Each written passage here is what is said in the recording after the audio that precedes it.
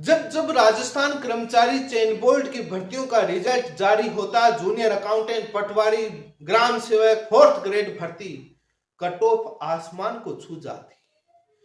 बेरोजगार काफी मायूस हो जाते कि आखिर क्या हो रहा है। जिनका चयन हो जाता वो कहते कि पढ़ाई करी, कोई घोटाला नहीं। छात्रों में काफी आशंका होती। सोशल मीडिया पर यह खबर चलती थी कि बैकडोर से वो मार्कशीट भरी जा रही, लेकिन सबूत नहीं मिलते। आखिर करें तो करें क्या। ये कोई पिछले 2 साल से सोशल मीडिया पर खबर नहीं चल रही, पिछले काफी सालों से सोशल मीडिया पर आम जनता में चर्चा का विषय बना हुआ है कि नया तरीका निकाल लिया चोरों ने। डायरेक्ट मार्कशीट और डायरेक्ट कंप्यूटर से मार्क्स बढ़ा करके लोगों को नौकरी दे रहे हैं। पेपर लीक की जरूरत नहीं है, लेकिन छात्रों के पास सबूत नहीं। ये कहानियां बनकर रह गई थी। किस प्रकार से -6 नंबर वाले को 265 कर दिए, किस प्रकार से 2 नंबर वालों के 206, 11 के 159, 9 के 259, 35 नंबर के 191, किस प्रकार से ये घोटाला रेवड़िया बंटी किसी से छुपा नहीं है। जब एक बेरोजगार छात्र हाईकोर्ट में जाकर इस कहानी को लेकर जाए तो हाईकोर्ट कहता है ये नरेटिव, ये कहानियां हैं, सबूत लाइए। हम सबूत के बगैर कैसे सुने। ये बात सही भी है, लेकिन आखिर एक बेरोजगार युवा कैसे सबूत लाएगा। सबूत के लिए आरटीआई लगानी पड़ेगी। परीक्षा कराने वाली एजेंसी आरटीआई का ठप्पा लगाकर, धारा 8 का लगाकर देती है कि ये गोपनीयता है, हम कैसे देंगे। कुछ नहीं हुआ, बेरोजगार युवा घर बैठ जाता है। भर्ती के घोटाले की उजागर करने की जिम्मेदारी भी बेरोजगारों पर है, उसके सबूत लाने की। उसके बिना कोई कुछ जांच नहीं होती, सबूत कोई देता नहीं। कानून की धाराएं इतनी अच्छी मजबूत बनाई हुई हैं सिस्टम में बैठे लोगों की, उसमें 2 शब्द गोपनीयता और विश्वसनीयता के ठप्पे से लगाते हैं। आरटीआई में कुछ नहीं देते। जिस प्रकार से मैंने लेब असिस्टेंट भर्ती 2018 की बोर्ड के बीएल जाटावत के द्वारा गठित की गई कमेटी की रिपोर्ट मांगी थी वो मार्कशीट घोटाले की, वही गोपनीयता और विश्वसनीयता आरटीआई धारा 8 का ठप्पा लगाकर मुझे दे दिया गया। लेकिन बेरोजगार जाए कहां। जब भी कट ऑफ जारी होती है तो मायूस होकर आसमान को छू जाती है। चर्चा चलती है कि कुछ तो दाल में काला है, लेकिन एजेंसी कहती है जाओ, आपको खुली छूट है, एफआईआर कराओ, सबूत ले आओ, हम जांच करेंगे। वो मिलते नहीं। ऐसे झूठी खबर मत फैलाओ। कुछ संस्थानें तो कुछ राज्यों में, बिहार जैसे कई राज्यों में, राजस्थान की आरपीसी जैसी संस्थानें धमकी तक दे देती है, अफवाह फैलाओगे तो आपको कानूनी धाराओं में जेल भेज देंगे, हम कार्रवाई कर लेंगे। छात्र चर्चा करनी बंद कर देते हैं और सिस्टम में बैठे भ्रष्टाचार और लोग तनाशा हो जाते हैं। कानून का उपयोग इतना शक्तिशाली से करते हैं कि वाह, अब मजा आ गया, अब तो सोशल मीडिया पर भी चर्चा नहीं होगी। आखिर क्या करें बेरोजगार। राजस्थान कर्मचारी चयन बोर्ड की भर्तियों में ओमारशीट घोटाले का जो पर्दाफाश हुआ, एसओजी ने प्रेस कॉन्फ्रेंस करके पूरा कच्चा चिट्टा खोल दिया। उसके बाद राजस्थान के लाखों बेरोजगार युवाओं में काफी आक्रोश है। राजस्थान के लाखों बेरोजगार युवा राजस्थान कर्मचारी चयन बोर्ड के वर्तमान अध्यक्ष आलोक राज जी से काफी सवाल पूछ रहे हैं, उनका जवाब मांग रहे हैं। लेकिन एक कहावत जो चलती है कि दूध की रखवाली बिल्ली को सौंप दी जाए तो तब क्या होगा, तब तांडव मचेगा। जो राजस्थान कर्मचारी चयन बोर्ड की भर्तियों में ओमारशीट घोटाले में जो तांडव मचा, लेकिन दूध की रखवाली बिल्ली को सौंप दी जाए, ये बात क्यों कह रहा हूं मैं बताऊंगा। जब खेत को बाढ़ ही खा जाए तो खेत की रखवाली क्या होगी। यह बात राजस्थान कर्मचारी चयन बोर्ड में नहीं, यह बात राजस्थान लोक सेवा आयोग अजमेर में भी, आरपीएससी में भी फिट बैठती है। लेकिन उस समय बेरोजगार नेता काफी चुप थे। जो अब ओमार घोटाले पर हाय तौबा कर रहे हैं ना, वो एसआई भर्ती और आरपीएससी की दूध की रखवाली बिल्ली को सौंपी गई थी, उस मामले पर वो चुप और मौन है। क्यों नहीं बोलते, क्यों एपिसोड नहीं चलाते, उस पर भी चर्चा करूंगा।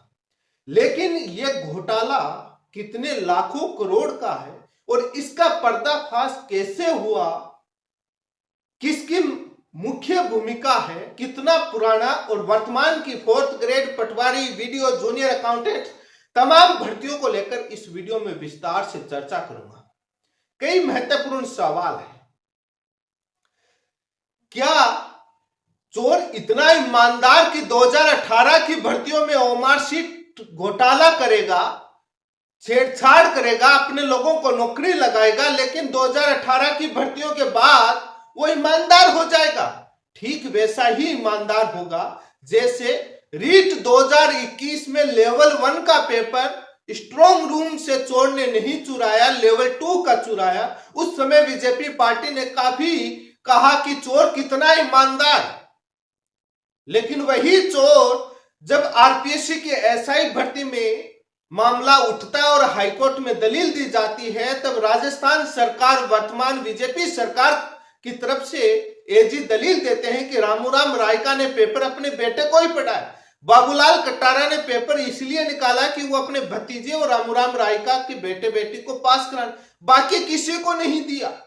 कितना ईमानदार चोर था बाबूलाल कटारा और रामूराम रायका, उतना ही ईमानदार इसमें राजस्थान कर्मचारी चयन बोर्ड की भर्तियों में संदीप, संजय माथुर और प्रोग्रामर गंगवाल दोनों इतने ईमानदार थे जितने एसआई भर्ती वाले में आरपीएससी के और रीट 2021 मामले में स्ट्रॉन्ग रूम से लेवल 1 का पेपर नहीं चुराता है, लेवल 2 का चुराता है।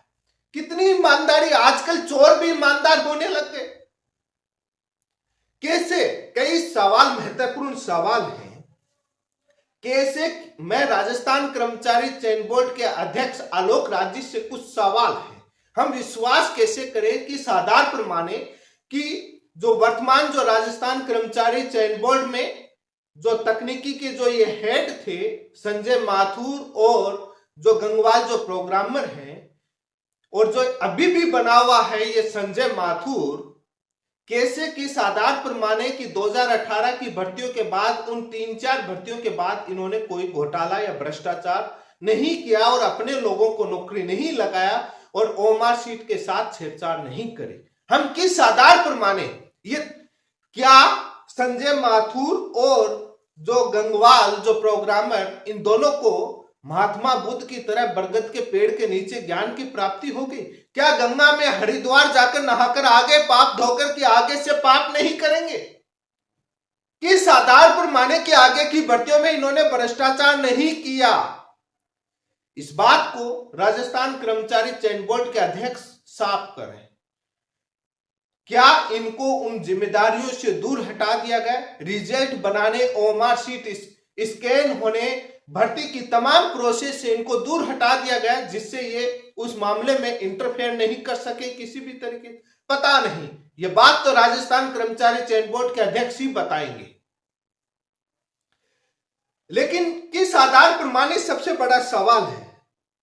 चोरों ने दूसरा कोई तरीका निकाल लिया होगा। हो सकता है कि ओमार शीट को जो फोटोशॉप में एडिट का जो ये तमाम एसओजी ने बताया है, ये ना करके कोई दूसरा तरीका निकाल लिया होगा। यदि इनके पास जिम्मेदारी रही है रिजल्ट बनाने, स्कैनिंग करने, एग्जाम के तमाम प्रोसेस में यदि इनका रोल रहा है, तो कोई दूसरा तरीका निकाला होगा चोर ने। कैसे माने? ये हो सकता है कि जब से एसओजी ने एफआईआर दर्ज करी है उसके बाद से तो इन चोरों को पता लग गया कि नंबर आएगा अपना, उसके बाद हो सकता है ये दूरी बना ली हो। लेकिन 2019 से लेकर के 2024-25 तक की भर्तियों में इन्होंने भ्रष्टाचार नहीं किया संजय माथुर और प्रोग्रामर ने। किस आधार पर कैसे मान ले कि इनको ज्ञान की प्राप्ति हो गई, ये चोर से ईमानदार हो गए? कहने से नहीं चलेगा। लेकिन काफी महत्वपूर्ण सवाल है। जो एसओजी ने जो ये पर्दाफाश किया है, ये 2018 के अंदर विज्ञप्तियां जारी हुई थी और 2019 में कुछ की एग्जाम हुई, कुछ की 2018-19 में एग्जाम हुई, और उस समय बीजेपी की सरकार गई, कांग्रेस की सरकार आई थी। और ये उस समय हुआ था जब बीजेपी की सरकार थी, वसुंधरा राजे सिंधिया मुख्यमंत्री थी और उस समय राजस्थान कर्मचारी चयन बोर्ड के अध्यक्ष बीएल जाटावत थे। लेकिन इसका पर्दाफाश कैसे होता है, कौन करता है, वो मैं थोड़ा 1 मिनट में आपको बता देता हूं। 2018 में विज्ञप्तियां जारी होती हैं और एग्जाम प्रोसेस चलता है। उत्तर प्रदेश की विधानसभा की भर्ती थी और उस भर्ती की जिम्मेदारी रिजल्ट को लेकर के राघव लिमिटेड कंपनी को दी हुई थी। तब यूपी की एसटीएफ स्पेशल टास्क फोर्स उस भर्ती की जांच करती है, तब उसको यह पता लगता है कि ये तो कंपनी राजस्थान कर्मचारी चयन बोर्ड की भर्तियों में भी भ्रष्टाचार कर रहा है। उसको कुछ व्हाट्सएप चैटिंग और डॉक्यूमेंट मिलते हैं। जैसे ही मिलते हैं यूपी की एसटीएफ एफआईआर अपने उस भर्ती को दर्ज करती है, उसमें सारा उल्लेख है। उसकी जानकारी उस समय राजस्थान कर्मचारी चयन बोर्ड को दी जाती है। उस समय बीएल जाटावत थे। मीडिया में काफी बड़े अक्षरों में उस समय खबर छपी थी कि यूपी के एसटीएफ ने पकड़ा राजस्थान कर्मचारी चयन बोर्ड की भर्तियों का घोटाला, और ये ओमार शीट को लेकर खबर छपती है। दबाव बनता है उस समय राजस्थान कर्मचारी चयन बोर्ड के उस समय के अध्यक्ष बीएल जाटावत एक कमेटी गठित करते हैं। उस कमेटी के अंदर ये रिपोर्ट सामने आ जाती है कि कुछ लोगों को इस प्रकार से किया गया, लेकिन रफा दफा करके उन लोगों को बाहर करके और उसको कैसे मामले को दबा करके और भर्ती प्रक्रिया कंप्लीट कर देते हैं और मामला क्लोज हो जाता है। उस दौरान काफी बड़े अक्षरों में अखबारों में छपी थी, लेकिन जो तमाम बेरोजगार नेता उस समय आंदोलन, धरना, प्रदर्शन, रिजल्ट दो, ज्वाइनिंग दो, ज्वाइनिंग दो, ज्वाइनिंग दो, ग्राहक सूचना केंद्र बनकर काम कर रहे थे। अभी भी जो बेरोजगार नेता संगठन है वही काम कर रहे हैं जो उस समय काम कर रहे थे। नाम बदल गया, कुछ नेता नए आ गए, कुछ पुराने नेता वही हैं जो उस समय जो काम कर रहे थे उधर से इधर हो गए, जगह बदल गई, कार्यालय बदल गए, नाम बदल गए, लेकिन वही हैं अधिकतर तो उसके अंदर जो पुराने वाले में थे। और उस समय काफी बड़े अक्षरों में अखबार में छपी थी। मैंने 2020 के अंदर यह ट्वीट किया था आपके स्क्रीन पर उस रिपोर्ट को लेकर के।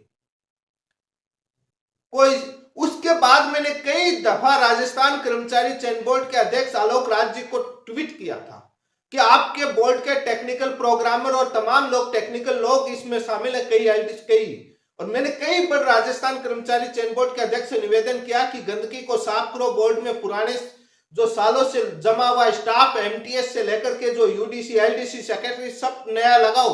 मैंने कई बार कहा था कि ऊपर का अध्यक्ष नया बैठाने से सरकार से निवेदन किया था। सिस्टम नहीं सुधरता है, आरपीएससी में भी करना पड़ेगा, इसमें भी करना पड़ेगा, लेकिन नहीं हुआ। जो ये कई बेरोजगार नेताओं का मैं सच बताता हूं, ये जो तमाम घटनाक्रम हुआ, कुछ कार्रवाई नहीं हुई, दब गया।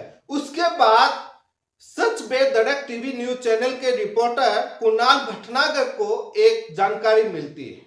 वो बाद में यूपी एसटीएफ की जो एफआईआर है वो निकाल कर लेकर आते हैं। उस एफआईआर को सच बेधड़क टीवी न्यूज चैनल और ट्विटर पर चलाया जाता है और तब मुद्दा हाईलाइट होता है। उसके बाद एसओजी एफआईआर दर्ज करती है। कोई बेरोजगार नेता का इसमें योगदान नहीं है एफआईआर दर्ज करने में, मात्र सच बेधड़क टीवी न्यूज चैनल के रिपोर्टर कुणाल भटनागर जी की देन है कि उन्होंने इस मामले को हाईलाइट किया। यूपी एसटीएफ की जो एफआईआर है वो निकाल के लेकर के आए थे और सबसे पहले उन्होंने चलाई और उसको पूरा मुद्दे को उठाया। कोई योगदान नहीं है बेरोजगार नेताओं का, वो आज तक बोले नहीं। मैं तो वो जब रिपोर्ट आई, एफआईआर सामने आई, मैं बहुत पहले बोल चुका, वीडियो बना चुका। जो मेरे चैनल पर जुड़े हुए उन लोगों को मालूम भी होगा मैंने कितनी बार वीडियो में बोला है और पूरा बताया है। वो जो उसके बाद एसओजी एफआईआर दर्ज करती है, उसके बाद इन्वेस्टिगेशन शुरू होता है, अन्यथा तो मामला दबा हुआ था। उसके बाद ये मामला हाईलाइट होता है, पीछे उन्होंने इंटरव्यू भी लिया और तमाम चीजें, उसके बाद ये चीजें सर्कुलेट होती है। अब रिपोर्ट और रिकॉर्ड और जो ओमार शीट या ओरिजिनल रिकॉर्ड जो नष्ट करने की बात आती है वो मैं बता देता हूं। माध्यमिक शिक्षा बोर्ड रीट का जो ओमार शीट है वो लगभग 3 साल बाद नष्ट कर देता है। 2018 वाली 2020-21 के अंदर नष्ट कर दी थी और बाकायदा एक अखबार के अंदर निकाला था। तो कोई भी यूनिवर्सिटी हो, संस्था हो, कुछ सालों बाद ओमार शीट हो उस एग्जाम के, उस रिकॉर्ड को नष्ट करते हैं, क्योंकि नहीं तो भंडारा लग जाएगा। इतनी एग्जाम, इतनी ओमार शीट इतने छात्रों का नहीं होता है, तो वो एक प्रोसेस होता है। लेकिन जो चोर है वो तो उसको पहले भी करवाएगा। अब ये पुरानी भर्तियों का तो था, ये इस प्रकार से हुआ। राजस्थान कर्मचारी चयन बोर्ड इस मामले में जो अध्यक्ष साहब हैं, कई बार उन्होंने ये बात कही कि मैं पूरा एसओजी को सहयोग कर रहा हूं। एसओजी को जितना इनके पास था सब कुछ मटेरियल उनको दिया, कोई आनाकानी नहीं करी। अब जो नष्ट पहले कर दिया गया, जो हो गया उसका तो वो क्या करें, लेकिन वो एक नियम के मुताबिक वो होता है। लेकिन जो सबसे बड़ा सवाल है कब हुआ क्या हुआ, ये तो जांच का विषय और वो बताएंगे कैसे क्यों हुआ। लेकिन जो सबसे बड़ा सवाल ये है कि जब ये पूरा प्रोसेस सामने आया तब से उन लोगों की जिम्मेदारी और क्या है। जब ये रिपोर्ट सामने आई, मैंने वीडियो बनाया, जूनियर अकाउंटेंट भर्ती की हाई कट ऑफ गई, तब भी मैंने कई चीजें बोली थी। और मैं पिछले 2 साल से बोल रहा हूं कि ओएमआर शीट सार्वजनिक की जाए। इस पर राजस्थान कर्मचारी चयन बोर्ड के अध्यक्ष ने ट्वीट भी किया। मैंने साफ कहा कि हर कोई एक्सेस कर सके, ये नहीं कि roll number, DOB, OTP system लगा दिया, कोई देख नहीं। उसका बाद में क्या पारदर्शिता है? चोर अपनी मार्कशीट क्यों दूसरे को दिखाएगा, ओएमआर शीट दिखाएगा, कैसे पकड़ा जाएगा? मैंने पीछे वीडियो बनाया, मैंने कहा कि जब ओएमआर शीट का घोटाला होता है बोर्ड के अंदर, इस प्रकार का कंप्यूटर मार्क्स में एडिटिंग में होता है, छात्र इसका सबूत नहीं जुटा सकते, और जो उन भर्तियों में नहीं जुटा पाए, लेब असिस्टेंट, आपकी सुपरवाइजर, तमाम भर्तियों के अंदर नहीं जुटा पाएंगे।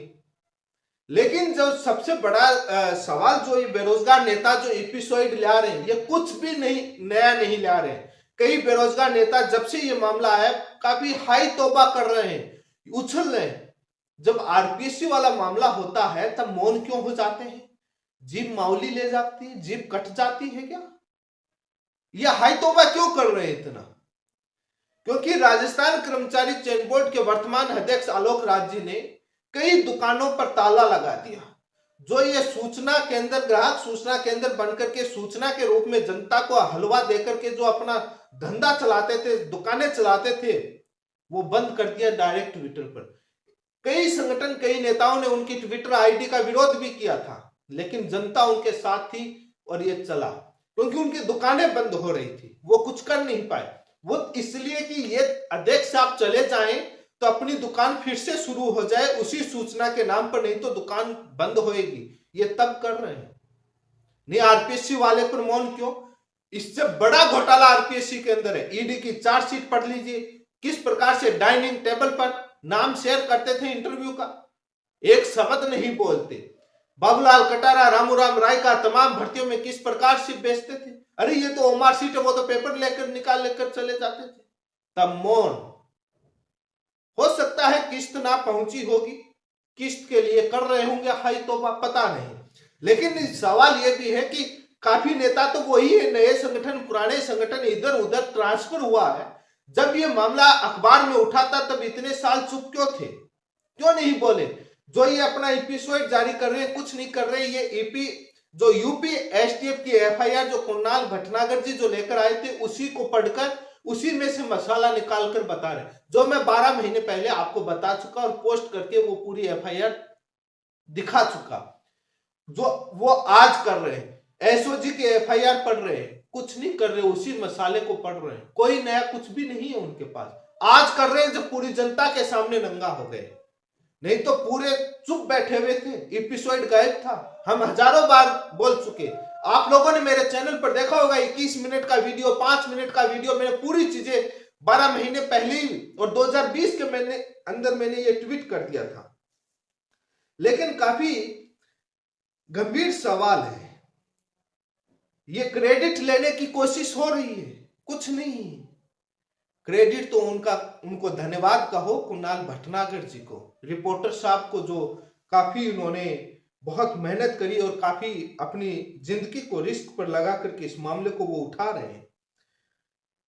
यूपी एसटीएफ की एफआईआर और एसओजी की एफआईआर को पढ़ करके हाय तौबा एपिसोड जारी कर रहे हैं।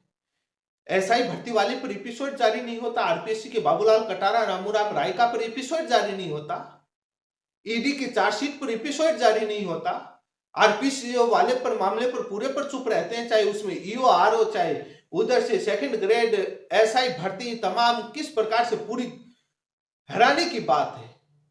लेकिन इस पर हाय तौबा कर रहे हैं।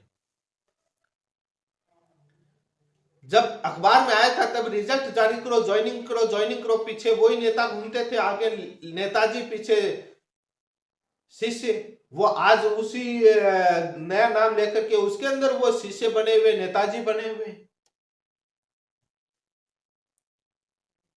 काफी अखबारों में उस समय छपी थी।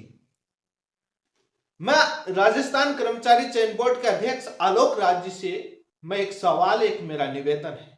मैंने आरटीआई लगाई और इस जो बोर्ड ने जो कमेटी गठित की थी उसकी रिपोर्ट मांगी थी, मुझे नहीं दी। मैं बाद में सूचना आयोग में सेकंड अपील में नहीं गया। उसका कारण है कि एसओजी ने एफआईआर दर्ज कर दी तो एक इन्वेस्टिगेशन का हिस्सा हो गया। जांच प्रक्रिया के दौरान कोई भी उससे संबंधित दस्तावेज नहीं दिए जा सकते क्योंकि जांच प्रभावित होती है। जांच कंप्लीट होने के बाद मिल सकती है। उस रिपोर्ट को एसओजी ने अपने अंडर में ले लिया तो बाद में मैंने कानूनी दांव पेच ये अड़चने आती, मैंने जो पता था नहीं मिलेगी तो मैंने सेकंड अपील नहीं की। लेकिन मैं निवेदन करूंगा कि आलोक राज जी, ये आपके स्क्रीन पर रहा, आपने मना किया, ये बोर्ड की कमेटी की रिपोर्ट आप सार्वजनिक करते हो, पता तो लगे कि उस समय के अध्यक्ष और तमाम सदस्य क्या कर रहे थे, क्या रिपोर्ट में किस प्रकार से लिपा पोती की गई थी, मामले को दबाया गया था। आप पूर्व के लोगों को क्यों बचाने में लगे हुए हैं? आप पूर्व के लोगों को तो खुलासा कीजिए, वो रिपोर्ट आपके सार्वजनिक करनी चाहिए। धन्य कहो यूपी एसटीएफ को, नहीं तो कुछ सामने ही नहीं आता।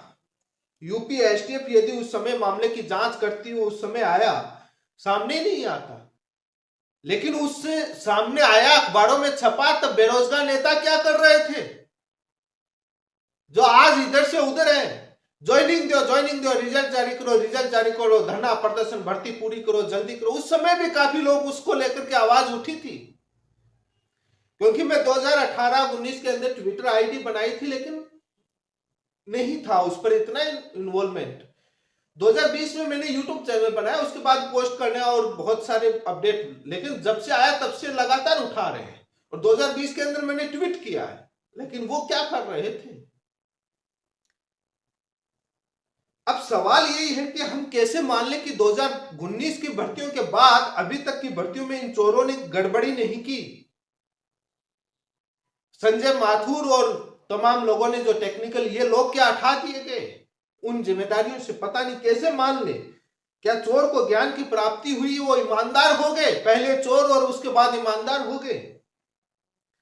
एसओजी नया कुछ नहीं लेकर आई है, इन्वेस्टिगेशन में थोड़ा बहुत उनको मिला क्योंकि लगभग एविडेंस मिटा दिए। जैसे मैं कह रहा था एसआई भर्ती के अंदर 2020-21 की भर्ती और बाकायदा ये एसओजी की रिपोर्ट और उसमें आया कि इतने साल बाद जांच होती है तो एविडेंस मिटा देता है और चोर रातों रात मिटा देता है। ये 2019 की भर्तियां 2025 में एफआईआर दर्ज करता है एसओजी और यूपी दर्ज करके छोड़ देती है, बोर्ड कमेटी बना करके और दबा करके छोड़ देती है। तो एविडेंस तो, मूल रिकॉर्ड और तमाम चीजें तो उसमें नष्ट हो ही गई।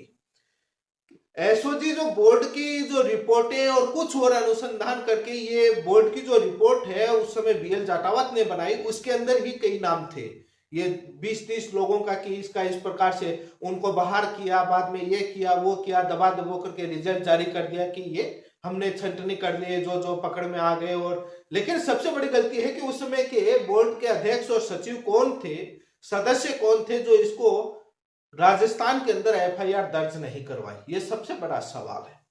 उन्होंने अंदर ही अंदर दबा दिया। लेकिन एसओजी लगभग उसी को लेकर आई है, नया कुछ नहीं लेकर। लेकिन क्या राजस्थान कर्मचारी चयन बोर्ड की 2019 के बाद की तमाम भर्तियां, 4th ग्रेड, पटवारी, ग्राम सेवक, जेईएन, तमाम भर्तियों की क्या जांच, अध्यापक भर्ती, तमाम की जांच क्या एसओजी इस अनुसंधान से जोड़कर जांच करेगी?